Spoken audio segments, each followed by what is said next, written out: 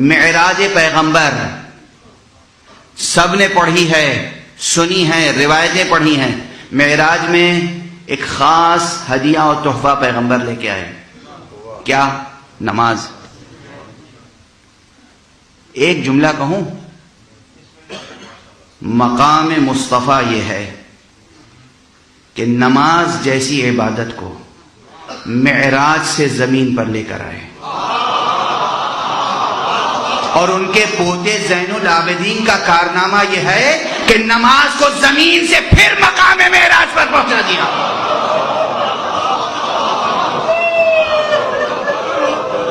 اس لیے یہ ہے زین العابدین.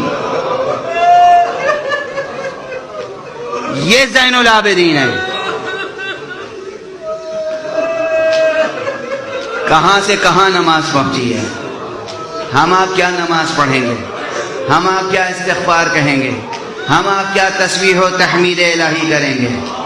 سید سجاد نے نماز پڑھی ہے کیسے؟ ہاتھوں میں ہتھکڑیاں،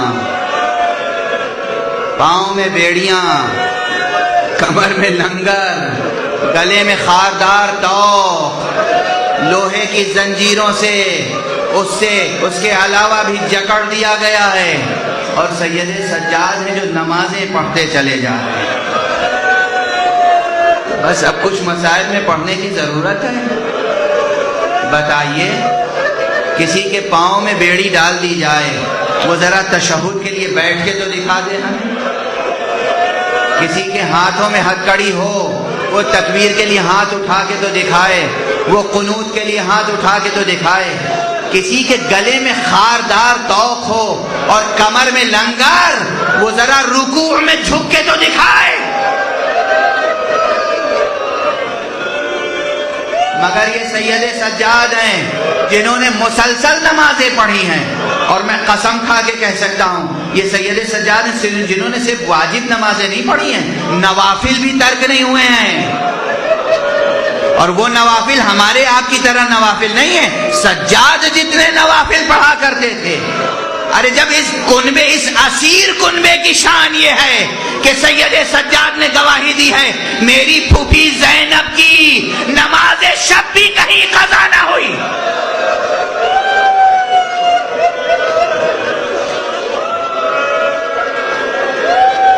آزادارو، ایک جملہ سن لو، برداشت کر لو، اور پھر آزاداری کا ثبوت دینا. میں نے یہ روایت پڑھی، کتابوں میں پڑھی کہ جناب زینب کی نماز شب کہیں چھوٹی نہیں، نہ دربار میں نہ زندان میں. شام کے تنگ و تاریک زندان میں بھی جہاں بیوی سے اٹھا بیٹھا نہیں جاتا تھا، وہاں بھی نماز شب نہیں چھوٹی. جب بیٹھ کے نماز پڑھتے ہوئے دیکھا امام نے، سید سجاد علیہ السلام نے، تو پوچھا، پھوپھی اماں ذرا یہ بتائیے، آج تک میں نے آپ کو بیٹھ کر نماز پڑھتے ہوئے نہیں دیکھا، کیا سبب ہے آج بیٹھ کر نماز پڑھ رہی ہیں؟ تو پھوپھی نے جواب دیا، بیٹا کربلا سے آج تک آب و دانہ اتنی قلیل میں ملتا ہے جو قافلے کے بچوں کے لیے کافی نہیں ہوتا. میں اپنے حصے کا پانی بچوں کو پلا دیتی ہوں، میں اپنے حصے کی غذا بچوں کو کھلا دیتی ہوں. اب بھوکے رہتے رہتے، پیاسے رہتے رہتے اب اتنی سکت اور توانائی نہیں رہ گئی کہ کھڑے ہو کر نمازیں پڑھ سکوں. سن رہے ہیں عزیز، سن رہے ہیں عزادار، میری مائیں اور بہنیں سن رہی ہیں، بچیاں سن رہی ہیں اور آپ سن رہے ہیں. نماز کی اہمیت سنی آپ نے، زینب نے کیسے حالات میں پڑھی. میں سوچتا تھا کہ نماز شب آخر واجب نہیں ہے، نماز شب واجب نہیں ہے، پھر یہ روایت میں آیا کیوں کہ جناب زینب کی نماز شب بھی ترک نہیں ہوئی. ایک روایت اور ملی، جب سید الشہداء امام حسین رخصت آخر کے لیے آئے، رخصت ہوتے ہوتے کہا، اے بہن زینب مجھے نماز شب میں نہ بھولنا.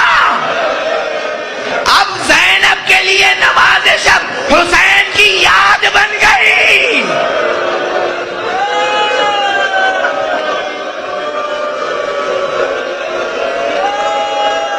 حسین کی یاد ہے، یاد ماتم بھی حسین کی عزاداری ہے، نماز شب بھی حسین کی عزاداری۔ نماز شب پڑھا کرو اور اس میں وہ دعا کیا کرو جو حسین کے لیے دعا مخصوص ہے۔ اللہم صل علی الحسین وعلی علی ابن الحسین وعلی اولاد الحسین وعلی اصحاب الحسین، یہ نماز شب میں پڑھو۔ نماز شب کو عزاداری کا جز سمجھو، اس لیے کہ زینب نے نماز شب کو عزاداری بنا دیا ہے۔ عزاداری، سنو بات آگے پڑھا رہا ہوں۔ جب زینب کی نماز شب قضا نہیں ہوئی تو کوئی باور کر سکتا ہے کہ سید سجاد کی نمازیں نافلہ چھوٹ گئی ہو، نماز شب چھوٹ گئی؟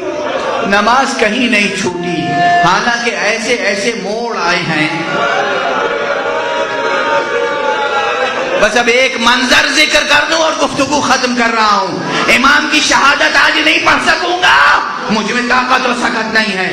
منظر یہ ہے کہ کوفے اور شام کے درمیان تپتا ہوا صحرا ہے، دوپہر کا وقت ہے اور دھوپ کی شدت سے سید سجاد کے ہاتھوں میں جو ہتھکڑی ہے اس سے چھالے پڑ رہے ہیں، جو زنجیریں ہیں اس سے جسم مبارک پہ چھالے پڑ رہے ہیں، جو توق کے کانٹے ہیں وہ چبھ رہے ہیں، گلے سے لہو رس رہا ہے، اور سید سجاد نماز پڑھنا چاہتے ہیں، جلتی ہوئی ریت پر تیمم کر رہے ہیں۔